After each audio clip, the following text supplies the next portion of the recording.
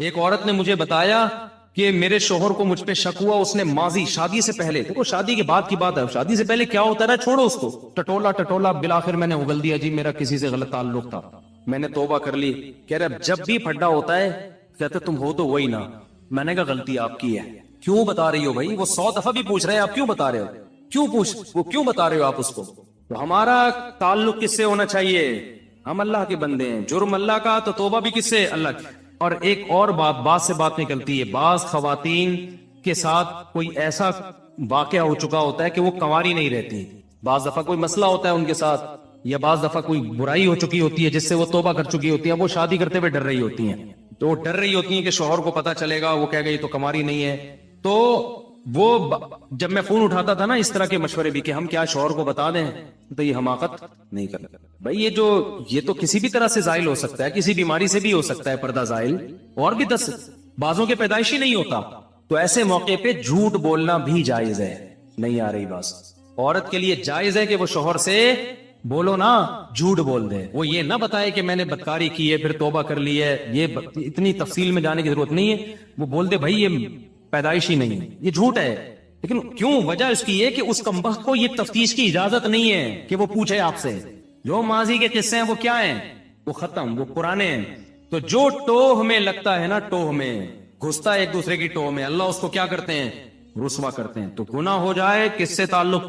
اللہ سے۔ ہم عیسائی تھوڑی ہیں کہ پادریوں سے جا کے یا پنڈتوں سے جا کے اپنے گناہ شیئر کر رہے ہوں، مجھے بھی لوگ آ کے بتاتے ہیں، میں کہتا ہوں یار مجھے نہیں بتاؤ کیا ہوا ہے، میں بھی انسان ہوں۔ ہاں ایک صورت میں آپ بتائیں، جیسے کوئی مریض ڈاکٹر کو اپنی بیماری بتا رہا ہوتا ہے علاج کے لیے، تو کسی بزرگ سے کسی عالم سے آپ کا تعلق ہے، آپ سمجھتے ہیں کہ اس سے میں مشورہ لے سکتا ہوں، اور مشورہ اس وقت تک نہیں لے سکتا جب تک میں اس کو اپنا پورا مرض بتاؤں نہیں کہ میرے اندر کیا گناہ ہے جو میں چھوڑنا چاہتا ہوں مگر مجھ سے چھوٹتا نہیں، ایسی صورت میں پھر مجبوری ہے بتانے کی تاکہ وہ اس کا کوئی علاج بتایا آپ، تو اس کا خیال کرنا چاہیے۔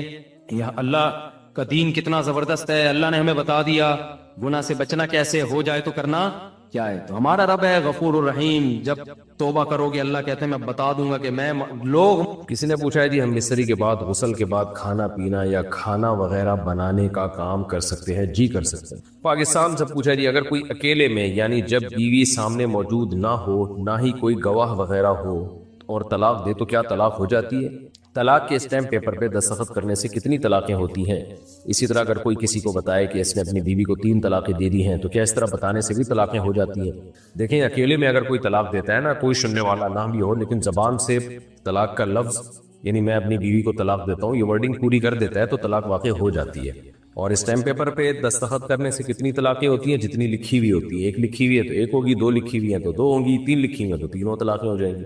اگر کسی کو بتایا کہ اس نے اپنی بیوی کو 3 طلاقیں دے دی ہیں تو اس سے بھی طلاق واقع ہو جاتی ہے، کیونکہ یہ طلاق کا جھوٹا اقرار ہے، تو جھوٹا اس کے حق میں، دوسرے کے حق میں، اس کو ہم سچا ہی سمجھیں گے۔ تو بیوی کو جب پتہ چلے گا کہ اس نے یہ کہا ہے کہ میں نے 3 طلاقیں دے دی ہیں تو وہ یہی سمجھے گی کہ دے چکا ہے یہ، اس لیے اس کے لیے آپ کے جو ہے نا اس کو جائز نہیں ہوگا کہ وہ شوہر کو قریب آنے دے۔ تو اس لیے اگر کسی نے کسی وجہ سے جھوٹا اقرار کرنا ہے تو پہلے 2 آدمیوں کو گواہ بنائے کہ میں نے دی نہیں ہے لیکن میں جھوٹا اقرار کروں گا، تو 2 آدمیوں کو گواہ بنا دے، پھر جھوٹا اقرار کرے کہ میں نے 3 دے چکا ہوں میں ماضی میں، تو پھر وہ جب بیوی کو پتہ چلے گا کہ اس نے یہ اقرار کیا ہے تو یہ 2 آدمی کو گواہ پیش کر دے کہ بھائی میں نے تو اس کو کہا تھا کہ میں نے دی نہیں ہے، میں نے جھوٹا اقرار کیا۔ تو اقرار سے طلاق واقع، جھوٹا اقرار پہ اگر 2 گواہ موجود ہیں آپ کے جھوٹ بولنے پر تو جھوٹ کا گناہ تو ہوگا لیکن اس سے پھر طلاق نہیں ہوگی۔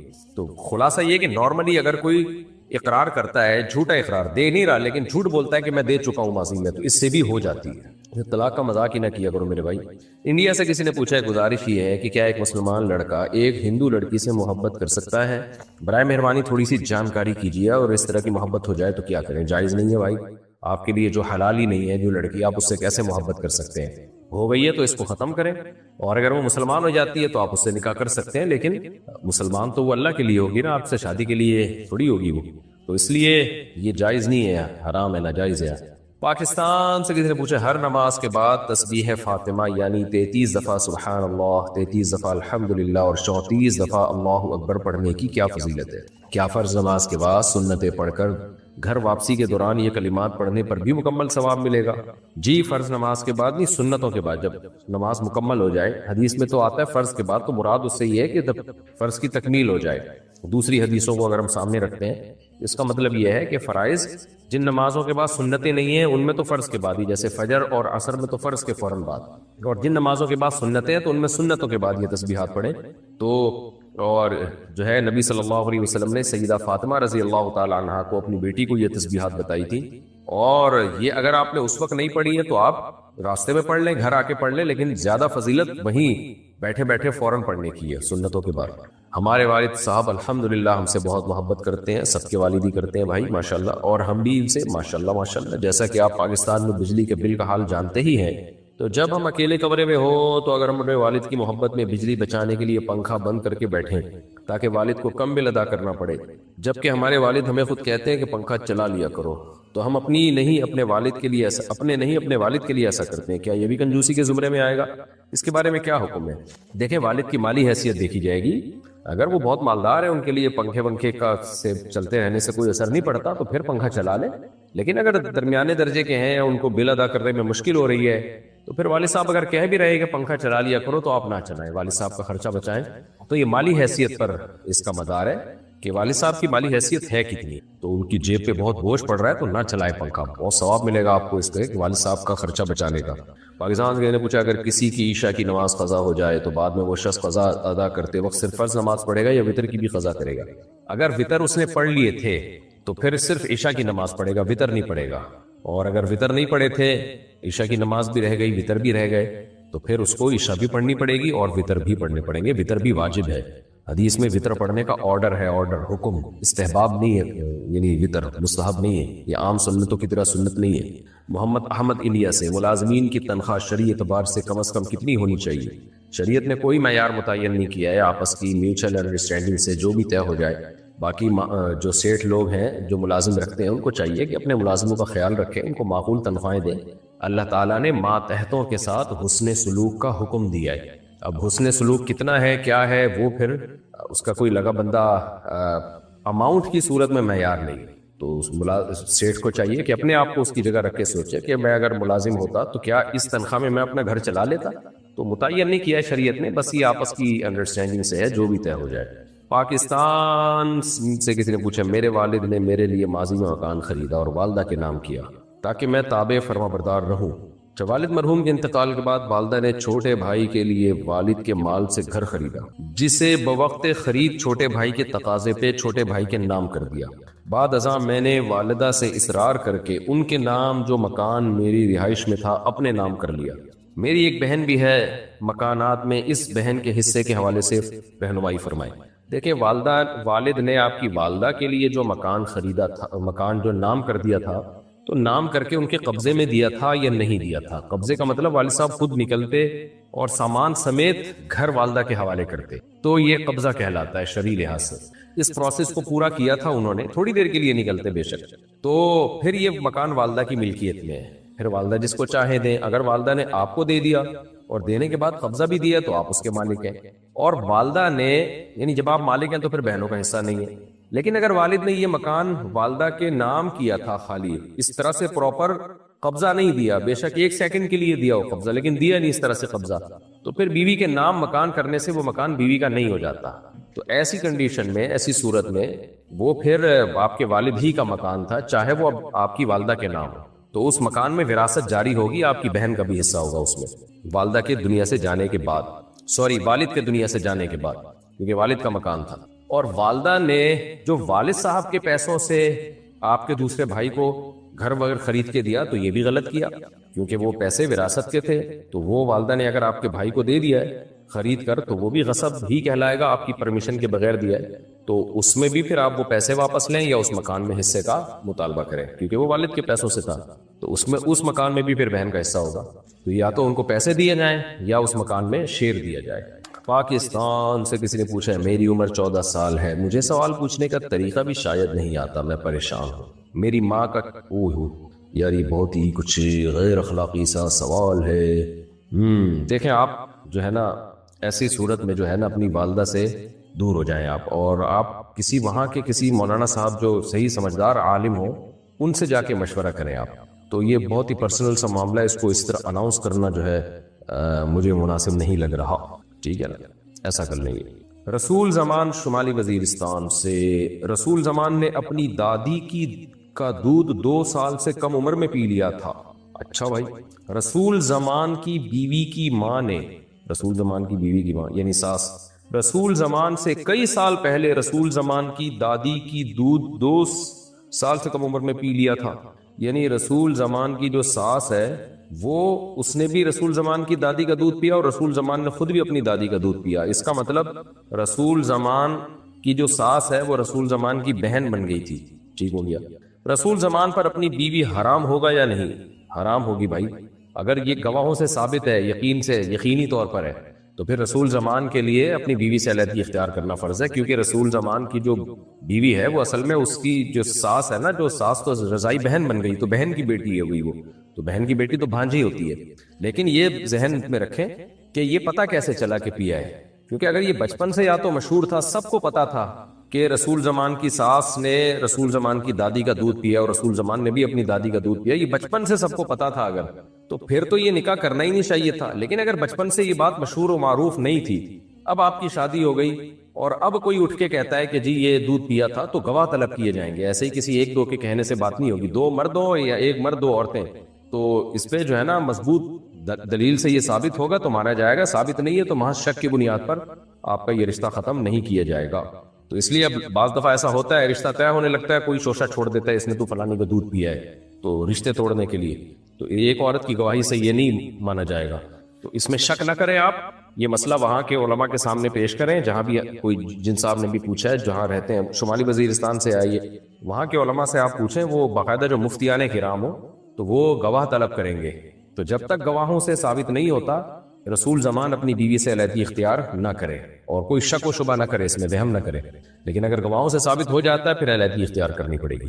پاکستان سے کسی نے پوچھا، میں نے دیکھا ہے کہ بہت سی مائیں اور عورتیں چھوٹے بچے یا نانی کو نہلانے کے بعد یا ویسے کپڑے بدلنے کے لیے بجائے الگ کمرے میں، نانی کو، نانی نہیں لکھا ہوا، کچھ اور لکھا ہوا ہے، دوبارہ سے، میں نے دیکھا ہے کہ بہت سی مائیں اور عورتیں چھوٹے بچے یا بچی کو نہلانے کے بعد یا ویسے کپڑے بدلنے کے لیے بجائے الگ کمرے میں لے جانے کے سب کے سامنے ننگا کر کے بٹھا کے کپڑے بدلنا شروع کر دیتی ہیں، چاہے کوئی بھی پاس بیٹھا ہو، ماموں، چچا، تایا، نانا، دادا، کوئی شرم و حیا نہیں خود کو بھی۔ میں اس بات کو بہت زیادہ مایوس سمجھتی ہوں۔ ویسے تو میں دونوں کے حق میں نہیں ہوں، بچہ ہو یا بچی، لیکن خاص طور پر بچیوں کے معاملے میں یہاں سے ہی تو حیا کا آغاز ہوتا ہے۔ دوسرا، اگر چھوٹے بچے بھائی بہن بھی ہوں تو ان کو بھی کہنا چاہیے کہ باہر جاؤ، اس طرح بچے بھی حیا سیکھیں گے۔ ایسی عورتوں کو کیسے سمجھایا جائے؟ اور اگر وہ عورتیں آپ سے بڑی بھی ہوں، جیسے ساس، نند، بھابھی، آنٹی، کیونکہ لوگ برا بھی مان جاتے ہیں، چاہے صحیح بات بتائی جائے، دین کی روشنی میں وضاحت فرمائے۔ دیکھیں اس کا تعلق بچے بچی کی عمر پہ ہے، کتنی عمر ہے ان کی، بہت چھوٹی عمر ہے، 2 سال، 2.5 سال، 3 سال، 4 سال، تو اس میں تو گنجائش ہے، لیکن عمر تھوڑی زیادہ ہو تو پھر حیا کا تقاضا یہی ہے کہ سب کے سامنے، خاص طور پہ بچی کو پورا برہنہ کر کے اس کے کپڑے بدلنا یہ ٹھیک عمل نہیں ہے۔ اگرچہ پردے کے احکام تو 10 سال کی عمر کے بعد جا کے متوجہ ہوں گے، لیکن اس سے پہلے بھی بچیوں کو حیا سکھانا یہ بہرحال ضروری ہے، بچوں کو بھی بچیوں کو بھی۔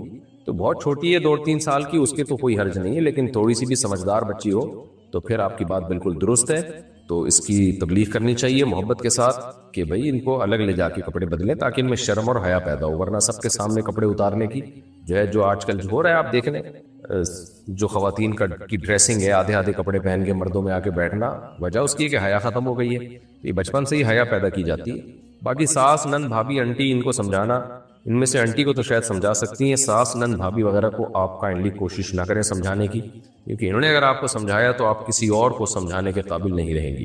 انڈیا سے کسی نے پوچھا، اگر کوئی یہ کہہ دے کہ اللہ کافر کو بھی معاف کر سکتا ہے، یا کوئی اگر یہ کہہ دے کہ اللہ کسی کو اپنی کوئی صفت دے سکتے ہیں، کسی کو اپنا اختیار دے سکتے ہیں، چاہیں تو اللہ تعالیٰ اپنے کو فنا کر سکتے ہیں، اگر اللہ ہمیں شرک کا کہتے ہیں تو ہم شرک کرتے، اگر اللہ ہمیں شرک کا کہتے تو ہم شرک کرتے، اس طرح کے کوئی الفاظ کہے تو کیا ایسا کہنے سے ایمان چلا جائے گا، نکاح ختم ہو جائے گا؟ ایسا کہنے والے کو نفسیاتی ہسپتال میں جمع کرا دینا چاہیے، فضول قسم کی چیزیں لوگوں کے دماغوں میں وسوسے پیدا کرتے ہیں۔ باقی اللہ یہ کہنا کہ اللہ کافر کو بھی معاف کر سکتا ہے دنیا میں، تو یہ بات درست ہے، دنیا میں معاف کر سکتا ہے اگر وہ توبہ کر لے، آخرت میں معاف نہیں کرے گا۔ اگر کوئی یہ کہے کہ اللہ آخرت میں کافر کو معاف کر سکتا ہے، کر سکنے کا مطلب یہ کہ طاقت اور قدرت تو ہے لیکن کرے گا نہیں وہ، تو اگر کوئی یہ کہتا ہے کر سکتا ہے یعنی ہے ہو سکتا ہے کر لے، تو یہ پھر ناجائز حرام ہے، اللہ نے کہا ہے کہ یہ نہیں ہو سکتا۔ جو ایمان کے بغیر دنیا سے چلا گیا میں اس کے معاف نہیں کروں گا. تو ایسا دعویٰ کرنے والا گمراہ ہے. باقی کوئی یہ کہتے ہیں اللہ اپنی کسی کو صفت دے سکتا ہے تو اس سے بھی مطلب پوچھا جائے گا. اگر یہ مطلب ہے کہ اللہ اختیارات دے سکتا ہے تو یہ شرک ہے. اللہ کسی کو اختیارات نہیں دیتا, یہ تو شرک ہے. اللہ تعالیٰ تو اسی کو تو قرآن میں منع کر رہے ہیں, میں نے کوئی اختیارات نہیں دیے. باقی یہ کہ اللہ اگر ہمیں شرک کا کہتا تو ہم شرک کرتے, یہ بھی غلط جملہ ہے, گمراہانہ جملہ ہے. اللہ شرک کا کہہ ہی نہیں سکتا کیونکہ اللہ غلط بات کا حکم نہیں دیتا. قرآن میں آتا ہے قل ان اللہ لا یأمر بالفحشاء, اللہ کبھی فحشاء کا, بے حیائی کا حکم نہیں دیتا. تو شرک تو بے حیائی سے بھی اوپر کی چیز ہے. تو یہ فرضی سوالات بنا بنا کے لوگوں میں تشویش پیدا کرنا یہ گمراہی کا ذریعہ ہے. تو باقی نکاح ختم نہیں ہوتا ہے ایسے الفاظ سے, گمراہ ہوگا وہ آدمی, اس کو منع کیا جائے گا. حکومت کوئی اسلامی حکومت پراپر ہو تو ایسے شخص کے خلاف کیس بھی کیا جا سکتا ہے. پاکستان سے کسی نے پوچھا ہے کہ ایزی پیسہ ایپ میں ایک آپشن ہے جس میں کوئی ٹرانزیکشن کر سکتے ہیں اور بعد میں آپ ادائیگی کریں گے جس کے سروس چارجز ہیں, کیا یہ سود ہے, اور اگر غلطی سے لے لیا ہو تو کیا حکم ہے؟ دیکھیں کوئی ٹرانزیکشن کرنے کی وجہ سے اگر سروس چارجز دینے پڑتے ہیں تو یہ تو جائز ہے کیونکہ وہ آپ کے رقم کو پہنچانے کا کمیشن لے رہے ہیں آپ سے. تو اس کے علاوہ اگر کوئی آپ سے پیسے لے رہے ہیں یا وہ آپ کو پیسے دے رہے ہیں تو پھر اس کے بارے میں آپ دوبارہ پوچھیں. اصولی طور پر تو جیسے منی آرڈر میں یہاں سے وہاں پیسے پہنچانے کا کمیشن دیتے ہیں, بینک پیسے کاٹ لیتا ہے کمیشن کے طور پر, چارجز لے رہا ہوتا ہے, تو یہ شرعاً جائز ہے. لیکن غلطی سے لے لیا ہو, لے لیا کا مطلب تو یہ کہ ایزی پیسہ آپ کو دے رہے ہیں, تو اگر وہ ایزی پیسے والے آپ کو پیسہ دے رہے ہیں وہ کس بیس پہ دے رہے ہیں پیسہ, تو میرے علم میں تو نہیں ہے کہ دیتے ہیں. بہرحال اگر دے رہے ہیں تو پھر یہ سود ہی ہے کیونکہ آپ نے ان کو پیسہ ان کے اکاؤنٹ میں رکھوایا, قرض دیا, اور اس قرض پہ آپ نفع لے رہے ہو پیسوں کی صورت میں. مغیث صاحب لاہور سے کہتے ہیں جس لڑکی سے نکاح کا ارادہ ہو کیا اس لڑکی کو دیکھ سکتے ہیں؟ جی دیکھ سکتے ہیں. پاکستان سے کسی نے پوچھا ہے کبھی ہم کسی رشتہ دار یا پبلک ٹرانسپورٹ میں سفر کر رہے ہوں تو وہ گانے لگا دیتے ہیں, منع کرنے کے باوجود نہیں مانتے, تو کیا ہم بھی گانے سننے کا گناہ ہوگا؟ آپ نہ سنیں, آپ نے منع کر دیا, بس آپ کا فرض ادا ہو گیا, اب آپ اپنے کاموں میں مشغول رہیں, آپ اس طرف دھیان نہ دیں. آپ یہی تو ثواب ہے نا کہ گانے لگے ہوئے اور آپ اس طرف توجہ نہ دیں, آپ اللہ کے ذکر میں مشغول رہیں, اپنے کام میں لگے رہیں آپ. پاکستان سے کسی نے پوچھا میں اپنے سسرال والوں سے الگ رہتی ہوں, کیا یہ جائز ہے کہ میرے والدین ہمارے گھر آ کر 2 یا 3 سے زیادہ مہینے رہ لیا کریں؟ وہ جب ہمارے ساتھ رہتے ہیں تو پیسے کے لحاظ سے بھی ہمارے ساتھ تعاون کرتے ہیں تاکہ ہم پر کسی قسم کا بوجھ نہ پڑے, وہ بچوں کو سنبھالنے میں ہماری مدد کرتے ہیں. میرے سسر کا کہنا ہے کہ اس بارے میں فتویٰ ہے کہ بیوی کے والدین کے لیے جائز نہیں کہ وہ 4 دن سے زیادہ بیٹی کے گھر رہیں. دیکھیں اس کا تعلق آپ کے شوہر سے ہے کہ آپ کے شوہر کو یہ حق حاصل ہے کہ وہ آپ کے والدین کو آپ کے ساتھ نہ رہنے دے. شوہر اگر رہنے دے رہا ہے تو اچھی بات ہے, اگر شوہر کو تکلیف ہو رہی ہے تو پھر بری بات ہے. تو یہ شوہر کا حق ہے, تو یہ مسئلہ آپ اپنے شوہر سے پوچھیں کہ کیا میرے لیے جائز ہے کہ میرے ماں باپ آپ کے گھر آ کے 2-3 مہینے رہیں. شوہر اگر خوش ہو رہا ہے ماشاءاللہ جی, تعاون بھی ہو رہا ہے سسرال کا میرے ساتھ اس چکر میں, تو 2 مہینے کیا آپ 8 مہینے رہ لیں گے, بلکہ گھر داماد ہی بن جائے. تو اور اگر شوہر کو کوئی تکلیف ہو رہی ہے, وہ اس کو برا لگ رہا ہے کہ بھائی کیوں آ کے 6-6 مہینے 4-4 مہینے رہتے ہیں, تو جتنی اجازت شوہر دے دے اتنی رہ سکتے ہیں. ٹھیک ہے. محمد شعیب مان صحرا خیبر پختونخوا. مفتی طارق صاحب آپ سے مجھے کچھ امید وابستہ ہے کہ آپ اسلامی نظام کے حامی ہیں. اس وقت ملک کے اندر اشرافیہ کا راج ہے اور طرح طرح کے مسائل موجود ہیں. اس وقت علماء کرام اس بھنور سے قوم کو نکال سکتے ہیں. نمبر 1 اجتماعی توبہ کی ضرورت ہے, جو علماء کرام اپنی سرپرستی میں منعقد کرائیں. بحیثیت قوم ہمیں اکٹھے ہو کر اللہ سے توبہ کرنی چاہیے. اس کے لیے آپ ایک مہم کا آغاز کریں اور سجدہ توبہ کے لیے ایک اجتماع اکٹھا کریں. اس وقت ملک کے اندر انسانی حقوق کی پامالیاں ہو رہی ہیں. ملک گیر مہم چلائیں اور دین کے مطابق حکومتی عمل پر مزاحمت کریں. نمبر 3 ہم انفرادی طور پر تو مسلمان ہیں لیکن اجتماعی مسلمان ہم نہیں ہیں کہلا سکتے, کیونکہ ہمارا نظام کافرانہ ہے. ملک کا سارا نظام سود پر چلتا ہے. سود کے خلاف حکومتی نظام پر مزاحمتی تحریک چلائی جائے. بے حیائی اور عریانیت عروج پر ہے. پیمرا کو پابند بنایا جائے کہ وہ ٹی وی چینل پر عریانیت کا فروغ بند کرے. شرعی پردہ کے تحت عورت ٹی وی اسکرین پر آئے. ان تمام چیزوں پر جب تک علماء حق اکٹھے نہیں ہوتے تب تک اس معاشرے کو سدھارنا مشکل ہے. اگر معاشرہ نہ سدھرا تو ہمیں عذاب الہی سے کوئی نہیں بچا سکتا. پاکستان اسلام کے نام پر بنا تھا, اسلام غالب رہنے کے لیے آئے. علماء حق کا کردار کہاں؟ ان تمام نکات پر اپنی رائے فراہم کیجیے. دیکھو مسئلہ یہ ہے کہ پہلی ایک صرف آپ کے شیخ سے وہ اتفاق نہیں ہے کہ کافرانہ نظام ہے. نظام اسلامی ہی ہے, امپلیمنٹ نہیں ہو رہا کیونکہ ہمارا آئین اسلامی ہے کہ قرآن و سنت کے اگینسٹ کوئی قانون نہیں بنے گا. یہ آئین کی شق ہے اور حاکم اعلیٰ اللہ ہے. لیکن آگے جو اس کو جب امپلیمنٹ کرنے کا وقت آتا ہے تو خلاف شریعت کاموں پہ بھی اسلام کا لیبل لگا دیا جاتا ہے. تو اس کے خلاف آواز اٹھانے کی ضرورت ہے. تو میں تو ممبر سے جتنی آواز اٹھا سکتا ہوں, عدالتی خلا غیر اسلامی ہے, اس پہ میں نے کتنی آواز اٹھائی ہے, کو ایجوکیشن غیر اسلامی ہے, اس پہ تو میں ممبروں سے بولتا رہتا ہوں. اور بتاتا بھی رہتا ہوں کہ ہماری مذہبی سیاسی جماعتوں کی ذمہ داری ہے کہ وہ اس پہ دھرنے دیں. وہ دے نہیں رہے اس پہ دھرنے, وہ کسی اور چیزوں پہ دھرنے دے رہے ہیں. وہ دے رہے وہ بھی ٹھیک ہوگا, لیکن اس پہ بھی تو دیں نا. وہ بیٹھ جائیں دھرنے دے کے, بھائی یہ غیر اسلامی خلا جو آپ نے کیا ہے, عورت کو طلاق کا حق دے دیا, اس سے ہمارا خاندانی نظام تباہ ہو رہا ہے, اس قانون کو ختم کرو. LGBT کے خلاف آواز اٹھائی تھی نا, اس میں تبدیلی ہو گئی. تو ایسے ایک ایک چیز کے خلاف بے حیائی پہ آواز اٹھائے نا. یہ تو سیاسی جماعتوں کا کام ہوتا ہے نا. علماء تو علمی لائن کے آدمی ہوتے ہیں, وہ کوئی دھرنے لے کے تھوڑی کنٹینر لے کے اسلام آباد میں بیٹھ جائیں گے. یہ تو سیاسی مذہبی جماعتوں کا کام ہے کہ وہ اس پر, علماء تو ان کو گائیڈ کریں گے, یہ حلال ہے, یہ حرام ہے, یہ جائز ہے, یہ ناجائز ہے. یہ کام تو سیاسی لوگوں کا ہوتا ہے, ان کی ٹاسک پہ پبلک اکٹھی ہوتی ہے. میں آ کے اعلان کروں گا کتنے لوگ آئیں گے میرے پاس, اور مجھے سیاست کی پیچیدگیاں بھی پتہ نہیں ہے. سیاست کے جو ہے نا آگے اس دھرنے کو میں نے لے کے چلنا کیسے, یہ بھی مجھے پتہ نہیں ہے. اس دھرنے میں مجھے ہی نہ دھر لیا جائے اور پھر آگے سارا پروگرام ہی ہمارا برباد ہو جائے. یہ تو سب باریکیوں کو سیاسی لیڈر زیادہ جانتے ہیں. تو سیاسی لیڈروں کو آپ دباؤ ڈالیں اور ان سے ملے بھی, پرسنلی ملاقاتیں بھی کریں, ان کو سمجھائیں کہ یار آپ چھوڑ دو, آپ اس چیز کو فوکس کرو. اس وقت ملک میں سب سے بڑے دو مسئلے بنے ہوئے ہیں, سب سے بڑے مسئلے کہ بے حیائی, اس کو بہت زیادہ فوکس کرنے کی ضرورت ہے. کو ایجوکیشن سسٹم ہمارا خیبر پختونخوا, پشاور, بلوچستان, اس کا جو خوبصورت حیا کا ایک نظام ہے, عورتوں میں حیا ہے, ایک شرم ہے, ایک خاندانی نظام ہے, سارا ہماری یونیورسٹیاں اور اسکولز کے کالجز کے ذریعے برباد ہو رہا ہے. تعلیم کے نام پہ, تعلیم کا کوئی بھی خلاف نہیں ہے بھائی, تعلیم کے نام پہ بربادی ہو رہی ہے, اس قدر بغیرتی پھیلائی جا رہی ہے. تو ڈراموں کے ذریعے, فلموں کے ذریعے, تو مذہبی جماعتیں اس پہ آئیں, اس پہ آواز اٹھائیں کہ اسمبلی میں بل پاس ہم کروا کے چھوڑیں گے کہ یہ ختم کیا جائے اس بے حیائی کو. لیکن وہ آپ کو پتہ ہے کہ اس پہ ہے ہی نہیں, وہ ان کو کوئی اس سے ہو, ان کے اپنے مسائل ہیں, وہ ہوں گے, وہ بھی صحیح ہوں گے, میں اس کا انکار نہیں کر رہا, لیکن اس کو فوکس کریں. عدالتی خلا پہ میں کب سے آوازیں اٹھا رہا ہوں, یہ تو پورا فیملی سسٹم تباہ ہو رہا ہے, یوں ہی نہیں رینگ رہی کسی کے اوپر بھائی. تو خدا نے آج تک اس قوم کی حالت نہیں بدلی, نہ ہو جس کو خیال آپ اپنی حالت کے بدلنے کا. تو جب ہماری مذہبی تنظیموں ہی کو خیال نہیں ہے, جن میں اتنے لاکھوں لوگ ان کے ساتھ منسلک ہیں, تو اللہ تو نہیں پھر حالت. تو پھر آپ ان سیکولر قوتوں سے تو کوئی بھی امیدیں نہیں لگا سکتے جو اسمبلیوں میں میجورٹی بیٹھی ہوئی ہے. ان کو تو اس سے کوئی غرض ہی نہیں ہے کہ اسکول میں, یونیورسٹیوں میں کیا ہو رہا ہے. اب تو لڑکے لڑکیوں کی مکس گیدرنگ اور boy friend girl friend culture سے بڑھ کر نشہ آ گیا ہے یونیورسٹیوں میں. تو بھائی کوئی آواز یہ سیاسی جماعتوں کو بولیں کہ آپ ان کو جو ہے, ہم تو بول رہے ہیں, اب کیمرے میں بھی بول رہے ہیں کہ بھئی آپ اپنے ہدف کو فوکس کریں. آئین آپ کا ساتھ دے رہا ہے, پاکستان کا آئین اسلامی ہے, وہ آپ کا ساتھ دے رہا ہے. آگے جو اسمبلیوں میں قانون بنتے ہیں ان کو ٹھیک کرنے کی ضرورت ہے. ان کو ٹھیک کرنے کے لیے کوئی محنت ہی نہیں ہو رہی, کوئی آواز ہی نہیں اٹھ رہی ہے. تو جب تک آواز بھرپور نہیں اٹھے گی اور آپ جو ہے اس پہ آئین کے اندر رہتے ہوئے آپ اس پہ بھرپور احتجاج نہیں کرو گے, اس وقت تک کچھ بھی نہیں ہو سکتا.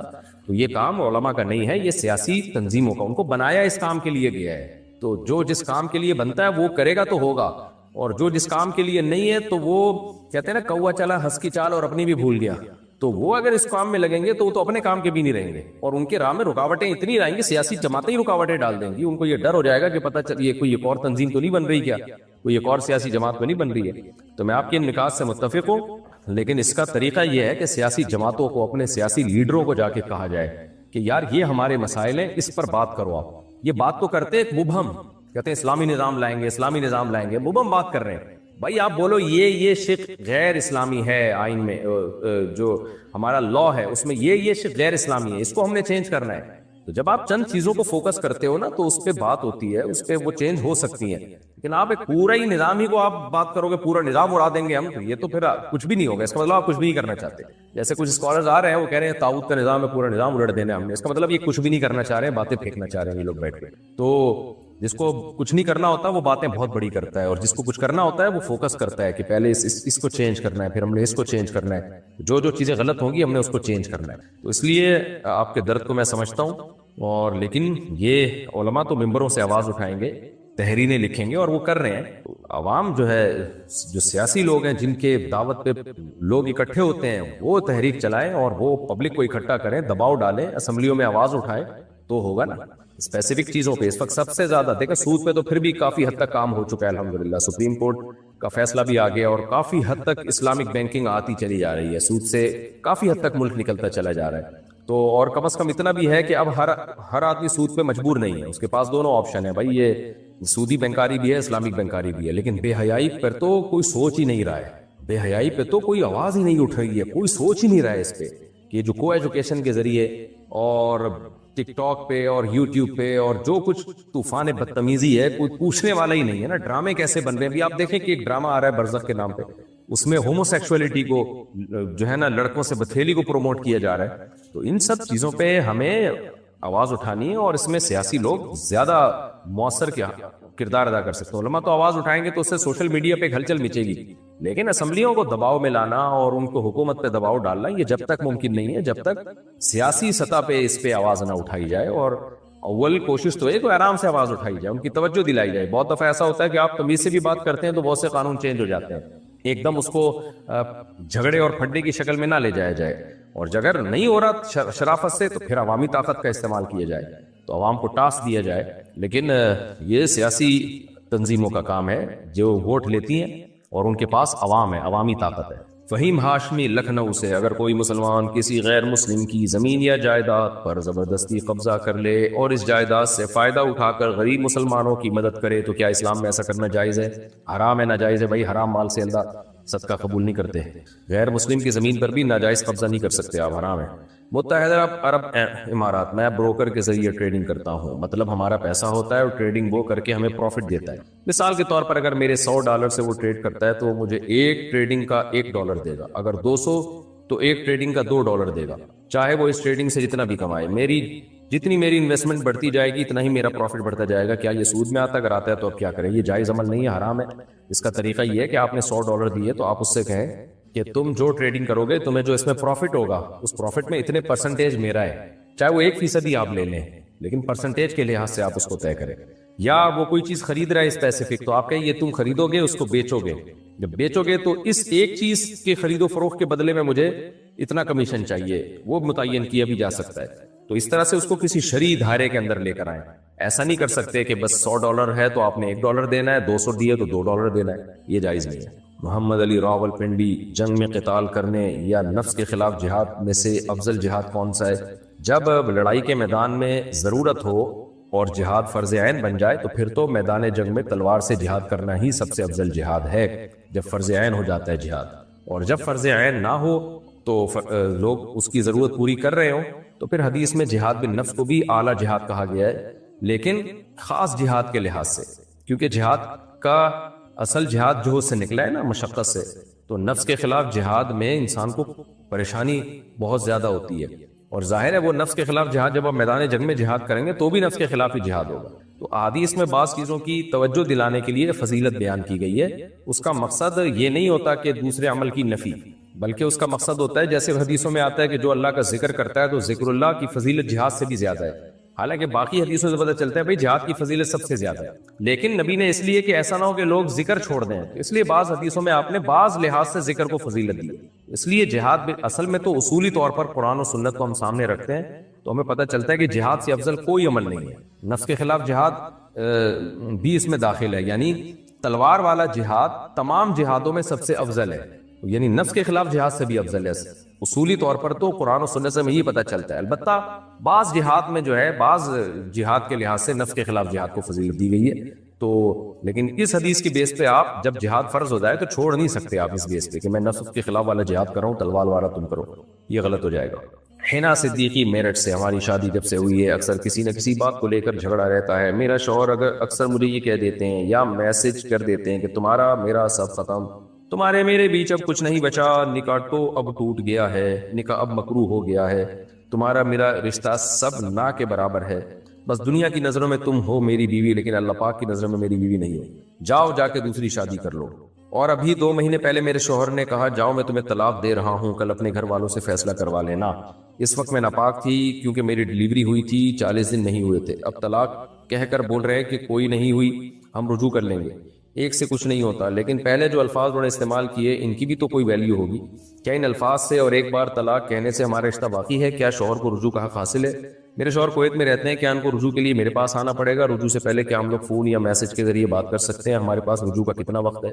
देखिए, आपके शौहर ने ये जो कहा ना मैं तुम्हें तलाक दे रहा हूँ, इसका मतलब क्या फ्यूचर में दे रहा हूँ या अभी दे रहा हूँ? अगर उनकी नीयत ये थी कि बस अभी दे रहा हूँ मैं, यानी दे रहा हूँ का मतलब दे दी है, तो फिर तो तलाक हो गई। लेकिन आम तौर पर ये जो है मैं तलाक दे रहा हूँ ये फ्यूचर के लिए इस्तेमाल होता है, यानी I am going to do this, मैं ये करने वाला हूँ, तो ऐसे मौके पे तलाक नहीं होती है। लेकिन जो इससे पहले उन्होंने कहा है ना कि हमारा तुम्हारा मेरा रिश्ता खत्म, اور نکاح اب تو ٹوٹ گیا ہے، تو یہ تو رشتہ ختم کا یہ کنایا ہے کہ اس سے نکاح بھی ٹوٹنا مراد ہو سکتا ہے اور مراد نہیں بھی ہو سکتا. لیکن آگے جو وہ کہہ رہے ہیں کہ نکاح تو اب ٹوٹ گیا ہے، تو اس کا مطلب یہ کہ وہ نکاح توڑنے کی نیت سے ہی انہوں نے کہا یہ میرا رشتہ ختم، اور اس پہ آگے بھی قرائن سے ہمیں پتہ چل رہا ہے. تو یہ ان سے پوچھا جائے گا یہ آپ نے کس نیت سے کہا تھا. یہ جو ہے نا تمہارا میرا رشتہ ختم اور نکاح ٹوٹ گیا، یہ الفاظ اس کے قرینہ ہے کہ وہ ان کی نیت طلاق کی ہے. لیکن دیکھیں اس میں بہتر یہ ہے کہ جب تک آپ کے شوہر کا پورا بیان نہ آ جائے انہوں نے کتنی دفعہ کون سے الفاظ استعمال کیے، کس لفظ میں ان کی نیت کیا تھی، اس وقت تک طلاق کا فتویٰ دینا بہت مشکل کام ہے. تو حنا صدیقی صاحبہ جو میرٹھ سے پوچھ رہی ہیں، میں ان سے یہ کہوں گا کہ آپ اپنے قریبی دارالافتاء میں کسی قریبی مفتی سے کو پورا سوال لکھ کے بھیجیں اور اپنے شوہر کا کانٹیکٹ نمبر بھی ڈالیں اس میں. جیسے آپ نے سوال بھیجا آپ کے شوہر کا کانٹیکٹ نمبر نہیں ہے، تو کوئی بھی مفتی شوہر سے پوچھے گا کہ کس لفظ میں آپ کی نیت کیا تھی اور یہ الفاظ آپ نے کتنی بار استعمال کیے ہیں. اس کے بعد فیصلہ ہوگا کہ طلاق ہوئی ہے یا نہیں ہوئی ہے تو بائن ہوئی ہے یا رجعی ہوئی ہے، پھر ایک طلاق ہوئی ہے کہ دو طلاق ہوئی ہے. تو اس طرح بعض دفعہ شوہر کی نیت نہیں ہوتی، بعض دفعہ ہوتی ہے نیت. مفتی سمجھ رہا ہوتا ہے ان الفاظ میں شوہر کی نیت نہیں ہے لیکن وہ ہوتی ہے. تو اس لیے بہتر یہی ہے کہ آپ یہ سوال دوبارہ یا تو ہمارے ہی پاس لکھ کے بھیج دیں آپ، لیکن پھر ایڈریس پہ پوسٹ کریں. پھر یہ آس میں نہ بھیجیں آپ، یہ پرسنلی جو طلاق کا مسئلہ ہے آپ پوسٹ کر دیں. جو مفتی طارق مسعود، جامع مسجد Alfalahiya, block ST 10 sector 10 north Karachi, اس ایڈریس پہ آپ بھیج دیں اور اپنے شوہر کا نمبر ڈال دیں اس پہ، تاکہ ہم شوہر سے فون کر کے پوچھ سکیں کہ آپ نے یہ الفاظ کتنی دفعہ دہرائے ہیں. اصولی طور پر جو مسئلہ ہے وہ یہی ہے کہ تمہارا میرا رشتہ ختم، یہ الفاظ اگر شوہر نے طلاق کی نیت سے کہے ہیں تو ایک طلاق بائن واقع ہو جائے گی، یعنی نکاح اسی وقت ٹوٹ جائے گا ایک طلاق کے ساتھ. اور پھر اس کے بعد اگر عدت کے اندر شوہر نے یہ کہا کہ میں تمہیں طلاق دے رہا ہوں، تو ان کی نیت اسی وقت طلاق دینے کی تھی، تو اس سے دوسری طلاق بھی واقع ہو جائے گی. اور اگر طلاق دینے کی نیت نہیں تھی یا میں طلاق دے رہا ہوں یہ عدت کے بعد کہے ہیں تو پھر ان الفاظ سے کچھ نہیں ہوگا. تو یہ لمبی چوڑی تفصیل ہے جس میں کنفیوژن آپ کو بھی ہوگی، آپ کے شوہر کو بھی ہوگی. تو اس لیے آپ پوری یہی تفصیل آپ لکھ کے اس ایڈریس پہ پوسٹ کر دیں جو میں نے آپ کو بتایا، یا کسی قریبی جو دارالافتاء ہے وہاں آپ پوسٹ کر دیں یا ان سے جا کے پوچھ لیں اور اپنے ہسبینڈ کا نمبر ڈال دیں اس پہ، تاکہ مفتی آپ کے شوہر سے پوچھ سکے اور اس سوال میں ایڈ کر سکے. تو اس سے یہ فتویٰ دینے میں آسانی ہوگی، یہ کانفیڈنٹلی ایک فتویٰ دیا جا سکے گا. میں اگر کر کے جواب دوں گا نا تو عوام کا کوئی اتنا علم نہیں ہوتا، وہ اگر میں الجھ جائیں گے، اگر یہ تھا تو یوں ہے، اگر یہ تھا تو یہ، تو ایک بحث میں جو ہے نا وہ اور زیادہ ان کی کنفیوژن بڑھے گی. تو جواب لکھ کے دے دیا جائے گا، سوال جب ڈیٹیل سے آئے گا کہ بھئی اتنی طلاقیں ہوئی ہیں یا نہیں ہوئی ہیں، اور ہوئی ہیں کون سی ہوئی ہے اور کتنی ہوئی ہیں. تو عوام کو طلاق کے مسئلے میں اسپیسیفک ایک مخصوص جواب چاہیے ہوتا ہے. پاکستان سے کسی نے پوچھا اگر رشتہ دار ہمارے والدین کے بارے میں نامناسب بات کریں، ان کی غیبت وغیرہ، تو میں کیا کروں؟ ان کی باتیں مجھے اذیت پہنچاتی ہے. آپ کے سامنے جب کوئی آپ کے ٹیچروں کو، آپ کے بزرگوں کو یا آپ کے والدین کو برا کہے تو علماء کہتے ہیں اس وقت خاموش بیٹھنا جائز نہیں ہے. یہ اپنے والدین کے ساتھ ناانصافی ہے، بے مروتی. آپ اس وقت بولیں کہ بھئی آپ غلط بات کر رہے ہیں، ایسا یہ نہیں ہے، یہ غلط ہے، تاکہ وہ آپ کے سامنے برائی نہ کریں. یہ بڑی بے شرمی کی بات ہوتی ہے کہ کسی کے بڑوں کو اسی کے سامنے آپ برا بلا کہنا شروع کر دیں. ہاں کوئی علمی اختلاف ہو یا کوئی اشکال ہو وہ ایک الگ بات ہے، تو اس موقع پر پھر چپ نہیں رہنا چاہیے، آگے سے بولنا چاہیے. انڈیا سے کسی نے پوچھا ہے وضو کرنے کے 10-15 منٹ بعد اگر یاد آیا کہ ہم نے کوئی عضو نہیں دھویا تھا تو کیا دوبارہ سے وضو کرنا پڑے گا یا صرف اس عضو کو دھونا کافی ہوگا؟ صرف اس عضو کو دھو لیں آپ، لیکن یہ یقینی طور پہ یاد آئے. یقینی یاد نہیں آیا تو بس وضو ہو گیا. محمد علی فیصل آباد سے، میں اپنے والدین کو کیسے قائل کر سکتا ہوں کہ وہ مجھے عالم دین بننے دیں؟ میرے تمام بھائی ڈاکٹر ہیں اور میرے والدین بھی مجھے ڈاکٹر بنانے کی تلقین کرتے ہیں. میں ذہین طالب علم ہوں اور مجھے ڈاکٹر کے بجائے عالم دین نہیں بننے دیں گے. میری ماں مجھے بلیک میل کریں گی کہ اگر میں نے بات نہ مانی تو وہ فلاں کر لیں گی اور وہ روئیں گی اور کہیں گی کہ تم مجھے رلانے کے گناہگار ہو رہے ہو. تو میں صورت میں کیا کروں؟ انہیں کیسے قائل کیا جائے؟ وہ عالم دین بننے میں اپنی بے عزتی محسوس کریں گی. میں نے FSC کر لیا، رہنمائی فرمائیں. دیکھیں اولاد پر اس معاملے میں زبردستی جائز نہیں ہے. کوئی ڈاکٹر بننا چاہتا ہے تو ماں باپ اس کو زبردستی عالم نہیں بنا سکتے. کوئی عالم بننا چاہتا ہے تو ماں باپ اس کو زبردستی ڈاکٹر نہیں بنا سکتے. کوئی تجارت کرنا چاہ رہا ہے تو ماں باپ اس کو زبردستی پڑھائی میں نہیں لگا سکتے. تو بشرطے کہ سمجھدار ہو جائے بچہ. ایک تو ہوتا ہے نا بچہ بے وقوف ہے تو ماں باپ اس کو فورس اس لیے کر رہے ہیں کہ حماقت میں کوئی الٹا کام نہ کر لے، وہ ایک الگ بات ہے. لیکن ہر شخص اس میں آزاد ہے کہ اس نے بزنس کرنا ہے، پڑھائی کرنی ہے، پڑھائی میں کون سا سبجیکٹ سلیکٹ کرنا ہے، تو اس میں زبردستی ٹھیک نہیں ہے. تو اس لیے آپ کی والدہ اگر آپ کو زبردستی کر رہی ہیں کہ عالم نہیں بنو، ڈاکٹر بنو، تو غلط کر رہی ہیں. آپ پر کی اطاعت اس معاملے میں واجب نہیں ہے. اسی طرح اگر کوئی ڈاکٹر بننا چاہتا ہے اور اماں زبردستی کریں کہ تم نے عالم ہی بننا ہے، تو بھی بچے پر عالم بننا لازم نہیں ہے. کیونکہ یہ انسان کی اپنی رائے ہے کہ اس نے کیا کرنا ہے. تو آپ کی والدہ کا اس بارے میں آپ کو فورس کرنا یہ غلط ہے، ان کو اس سے اوائڈ کرنا چاہیے. اور آپ کے لیے جائز ہے، آپ چاہے ڈاکٹر بنے چاہے آپ عالم بنے. پاکستان سے کسی نے پوچھا 8 سال پہلے میرا ایکسیڈنٹ ہوا تھا، میں بیڈ پر ہوں، خود سے کھا بھی نہیں سکتا، گھر والوں کی طرف سے بہت اذیت میں ہوں، میرا کیا حل ہے؟ کیا میں خودکشی کر سکتا ہوں؟ نہیں بھائی، خودکشی حرام ہے، ناجائز ہے. خودکشی کر کے آپ بیڈ سے اٹھیں گے نہیں، جہنم کے بیڈ پہ لیٹ جائیں گے آپ جا کے. اللہ بچائے سب کو. اس لیے خودکشی کا کوئی راستہ نہیں ہے. باقی اللہ تعالیٰ آپ کے گھر والوں کو ہدایت دے، وہ آپ کی خدمت کریں، آپ کی کیئر کریں، یہ میں دعا کرتا ہوں. اور اللہ جلد سے جلد آپ کو شفا عطا فرمائے. اور اس بیماری میں آپ کے گناہ معاف ہو رہے ہیں، آخرت میں آپ کے درجات بلند ہو رہے ہیں اگر آپ صبر کریں گے. ایوب علیہ السلام کی تو پوری زندگی بیماریوں میں گزری ہے. جب اللہ بیماری مسلط کر دے کوئی بھی تو اس میں صبر کریں اور یہ سوچیں کہ میرے پاس تو کوئی اعمال ہے نہیں، یہی ایک عمل ہے صبر کا جس پہ میری شاید بخشش ہو جائے. لیکن نماز کی آپ نے پابندی کرنی ہے. زہیب مردان سے، میری خالہ کا گھر پشاور میں ہے، میری خالہ کے والدین یعنی میرے نانی وفات پا چکے ہیں اور میری خالہ کے شوہر بھی وفات پا چکے ہیں اور میری خالہ کے 3 بہنیں اور ایک بھائی ہے جو ان کے بعد فوت ہوئے. جن خالہ کے نام یہ گھر تھا وہ سب سے پہلے فوت ہوئی تھیں اور ان کے بچے بھی نہیں تھے، تو ان کی تقسیم کے بارے میں رہنمائی فرمائے. بھائی جو سب سے پہلے فوت ہوئی تھی نا، تو ان کے وارثوں کی تفصیل لکھ کے بھیجیں گے تو میں بتاؤں گا نا پھر اس کے بعد کون کون فوت ہوتا رہا. تو آپ یہ سوال جو پرسنل نوعیت کا وراثت کا سوال ہے تو وہ آپ اسی طرح جو ایڈریس میں بتاتا ہوں، مفتی طارق مسعود، بلاک جامع مسجد Alfalahiya, block ST 10 sector 10 north Karachi, اس ایڈریس پہ آپ پوسٹ کر دیں اور نمبر بھی ڈال دیں. تو پھر اس میں جو ہے نا یہ سوال میں یہ چیزیں ایڈ کرنی پڑیں گی کہ کس کا انتقال پہلے ہوا، اور جب انتقال ہوا تو اس وقت ان کے وارثین میں سے کون کون تھا، پھر ان وارثین میں سے کس کا کس ترتیب سے انتقال ہوا، اس کے بعد جواب لکھنا ہمارے لیے ممکن ہوگا. اس سے پہلے جواب بتانا ممکن نہیں ہے. ارسلان صاحب راول پنڈی سے، مفتی صاحب میری ماموں کی بیٹی سے میری بات طے ہوئی ہے، صرف بات ہوئی ہے، نہ منگنی ہوئی نہ نکاح ہوا، مجھے ابھی وہ پسند نہیں ہے، مجھے ابھی خالہ کی بیٹی اچھی لگتی ہے اور میں بھی اس کو اچھا لگتا ہوں. اچھا بھائی، ہم دونوں ایک دوسرے کے ساتھ پیار بھی کرتے ہیں. بھائی کیا کرتے ہو؟ محبت کرتے ہیں. تو اپنی ماموں کی بیٹی کے ساتھ جو بات ہوئی تھی ختم کرنا چاہتے ہیں، تو اس بارے میں کیا حکم ہے؟ ختم کر دیں بھائی. وہی کوئی بات طے نہیں ہوئی نا، تو ابھی تو بات ابتدائی مرحلے میں تھی، تو ختم کر دیں. اور خام میں اس ماموں کی بیٹی کو دھوکے میں اندھیرے میں نہ رکھیں. آپ لڑکیوں کے جذبات سے لڑکے کھیلتے ہیں آج کل. تو آپ اپنی خالہ کی بیٹی پسند ہے تو بس وہاں پہ ہام بھیج دیں اور یہ پیار ویار کی باتیں چھوڑ دیں کہ ہم دونوں ایک دوسرے کو پیار کرتے ہیں، محبت کرتے ہیں، تو چھوڑ دیں. یہ باتیں کرنا بھی غلط ہے. یہ بس آپ جائیں پیغام بھیجیں اپنی خالہ کے ابا کو، یعنی خالو کو. ہاں ہو جائے تو ٹھیک ہے، نہیں ہو جائے تو بس پھر دماغ ہٹا دیں یہاں سے. پاکستان سے کسی نے پوچھا ہے، میں اپنی پسند سے شادی کرنا چاہتا ہوں، میری عمر 18 سال ہے، میرے گھر والے راضی نہیں ہو رہے، تو مجھے اس صورت میں کیا کرنا چاہیے؟ آپ اپنی پسند سے شادی کرنا چاہتے ہیں تو کر لیں.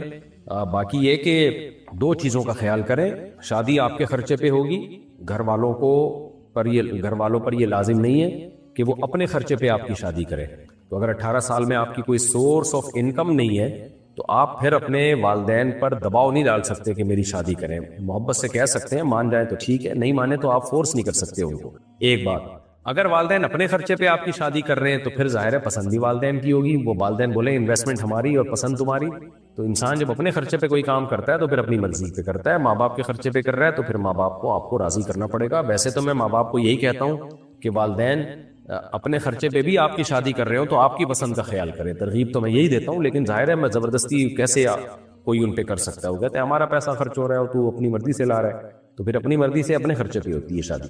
اور تیسری بات یہ ہے کہ بہتر یہی ہے کہ جہاں والدین چاہتے ہیں وہاں شادی کریں، بشرطے کہ اس میں کوئی بڑی خرابی نہ ہو. تو لیکن اگر آپ کو والدین کی چاہت پہ بالکل بھی دل مائل نہیں ہے تو پھر ماں باپ کے لیے بہرحال جائز نہیں ہے کہ وہ بیٹے کو زبردستی کسی سے شادی پر مجبور کریں. اگر وہ کرتے ہیں تو پھر گناہ گار ہوں. پاکستان سے کسی نے پوچھا ہے، مسئلہ یہ ہے کہ ایک مسجد بنی ہوئی ہے اور اس مسجد کے پاس میں امام صاحب کے لیے روم بنا ہوا ہے اور اسی روم میں بیت الخلاء اور باتھ روم بھی ہے، اور یہ کمرہ مسجد کے اگلے حصے میں جہاں اگلی صف ہوتی ہے اس کے قریب میں کمرہ ہے اور اس کمرے کے بازو میں وضو خانہ ہے، نمازیوں کے لیے باتھ روم وغیرہ ہیں. دریافت یہ کرنا ہے کہ اس روم میں امام صاحب اپنی فیملی کو لے کر رہ سکتے ہیں یا نہیں. بھائی وہ روم مسجد سے باہر ہے نا، مسجد کے حدود میں داخل تو نہیں ہے، تو امام صاحب اپنی فیملی کو لے کے وہاں رہ سکتے ہیں. البتہ بعض مسجدوں میں نے دیکھا ہے کہ واش روم مسجد کے بالکل ساتھ ہوتا ہے اور دروازہ واش روم کا ڈائریکٹ مسجد کے اندر کھل رہا ہوتا ہے. یہ تو غلط ہے، یہ تو بے ادبی ہے مسجد کی، بدبو آئے گی اس میں، اسمیل آ بھی رہی ہوتی ہے. تو بالکل جو ہے نا جہاں نمازیوں کی جگہ ہے مسجد کی، اسی کے ساتھ بیت الخلاء کا دروازہ ہے اور وہ دروازہ مسجد کے اندر ہی کھل رہا ہوتا ہے. تو پیاز کچا پیاز کھا کے آنے کی اجازت نہیں دی جا رہی ہے مسجد میں، اور وہاں اتنی بدبو ہے، پوری پبلک ٹوائلٹ بنایا ہوا ہے اس کو، اور اس کے دروازہ بھی مسجد کے اندر کھل رہا ہے، یہ بہت غلط ہے۔ تو اس میں یا تو 24 گھنٹے ایگزاسٹ چل رہا ہو جو بدبو کو اس طرف آنے ہی نہ دے، تو اگر ایسا نہیں ہے تو پھر امام صاحب رہ سکتے ہیں اپنی فیملی کے ساتھ، کوئی حرج نہیں ہے، لیکن واش روم کا کسی بھی طرح سے کوئی بھی کھڑکی یا کوئی بھی دروازہ مسجد کی اندر کی طرف نہیں کھلنا چاہیے، یہ شرط ضروری ہے۔ کراچی سے کسی نے پوچھا ہے کیا باپ اپنی شادی شدہ بیٹی پر ہاتھ اٹھا سکتا ہے جبکہ بیٹی نے ایسی کوئی بات نہیں کی ہے جس پر ہاتھ اٹھایا جائے یا مارا جائے؟ شریعت اس بارے میں کیا کہتی ہے؟ بھائی اگر بیٹی نے کوئی ایسا کام نہیں کیا ہے تو پھر باپ کا ہاتھ اٹھانا ناجائز ہے، برا ہے، ظلم میں آئے گا، اور خاص طور پہ جب بیٹی کی شادی ہو گئی، بڑی ہو گئی ہے وہ بیٹی، تو یہ تو اور زیادہ معیوب حرکت ہے۔